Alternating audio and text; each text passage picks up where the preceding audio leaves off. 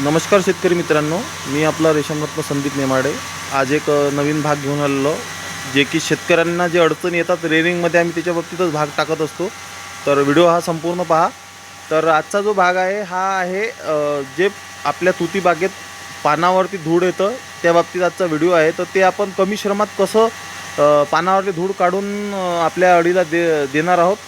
तर पानावरती धूळ असली तर आपल्या अळीला आपण पाला दिला तर त्याच्यामध्ये रोग येण्याची शक्यता असतं आणि बराचसा श्रम लागतो। ते आपण एका पाण्याने स्वच्छ करून दिलं ना तर बराचसा त्याला टाईम पण जातो आणि तो पाला ओला असला तर थोडा सुकण्यातही प्रॉब्लेम येतो। तर ते धुवून देणं तर शेतकऱ्याला जास्त श्रमाचं ठरतं। तर आपण त्याच्यावरतीच उपाय घेऊन आलेलो आहोत। तर आपली आज थोडक्यात माहिती घेऊया आपण या बाबतीत। तर बघू शकता हे अळी पाला खात आहे आणि हे अळी चौथा मोड होऊन 5वी फीडिंग आहे। तर साईज बघू शकता तुम्ही आणि पाल्यावरती धूळ तुम्हाला दिसणार नाही कोणत्याच ठिकाणी। त्याचं कारण हे आहे, आपण जे छोटे छोटे प्रयोग करत असतो याच्यातून शेतकरीच्या अडचणीवर आपण कसं सोप्या यांत्रिकरणाने आपण त्याचा फायदा करून शेतकऱ्याला श्रम कमी करत असतो या बाबतीत आपण बघणार आहोत। तर आपण बघूया कसं आपल्या तुतीवरला आपण धूळ कमी केलेली आहे। तर चला तर मग। तर मित्रांनो, आपण आपल्या ज्या ठिकाणी तुती बागेवर खूप धूळ असते, मी तुम्हाला धूळ पण दाखवतो की तुती बागेवर किती प्रमाणात धूळ असतं। तर मित्रांनो, आम्ही तुम्हाला आता धूळ दाखवत आहे। तर बघू शकता तुम्ही हे पानं आपण तुती बागेत कशा प्रकारे धूळ येतं। तर हे बघा, या पानावरती किती धूळ आहे।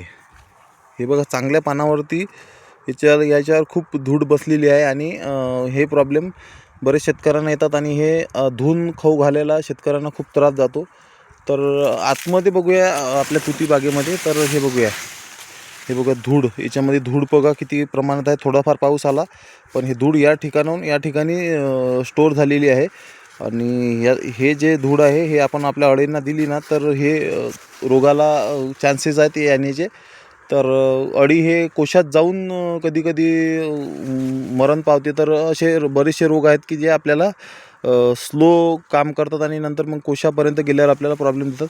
हे बघा किती धूळ आहे, भरपूर अशी धूळ आलेली आहे। तर आपण याच्यावरती उपाय केलेला आहे।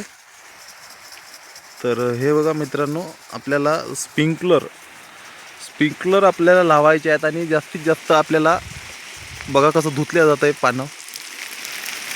तर 15-20 मिनटं अर्धा तास आपण चालवलं ना स्प्रिंकलर, तर पाला हा स्वच्छ धुतल्या जाते आणि सुकते पण। झाडावरती पाला हा सुकते, आपले श्रम कमी होतात। जास्तीत जास्त आपल्याला फक्त हे जे स्प्रिंकलर लावण्याची मेहनत घ्यावी लागते। आणि हे मी काय करत आहे, जसे जसे आपलं पाला कट समोर जाते तसे स्प्रिंकलर मी समोर घेतो। आणि सुरुवातीला कसं करायचं माहीत आहे का, तुती वाढ खूप असते त्याच्यामध्ये, उडत नाही। तर एका सेंटरला जोपर्यंत हे स्प्रिंकलर उडते ना त्या ठिकाणी ते लावायचं आणि ते 10 मिनटं आपलं स्प्रिंकलर चालू केले, तिचं तास स्वच्छ धुतले ते सुरुवातीला ते तास संपूर्ण जे नोझल असतात ते तास पूर्ण कट करून घ्यायचं। नंतर काय करायचं, आजूबाजूच्या याच्यावर चांगलं पाणी उडतं, नंतर आपण साईडचे तास कट करत आपण आपल्या तुती बागेत स्प्रिंकलर मारत राहायचं अर्धा तास। कारण की पूर्ण पाला एकदम धुतल्या जात नाही, तर साईडचा जो पाला असतो तो आपण कट करत गेलो आणि स्प्रिंकलर लावत गेलो, आपल्याला 10-10, 15-15 मिनटं नंतर तर तिथे स्वच्छ होतं। तर अशा प्रकारे आपण हा पाला धुवून आपल्या अळीला कमी श्रमात देत असतो। तर तुम्हाला आमचे व्हिडिओ कसे वाटतात हे नक्की कळवा। यांत्रिकरणाच्या बाबतीत आम्ही जे व्हिडिओ टाकत असतो यासाठी आपण गरजूवंत शेतकऱ्यांना शेअर करा। तर भेटू पुढच्या व्हिडिओत, तोवर नमस्कार।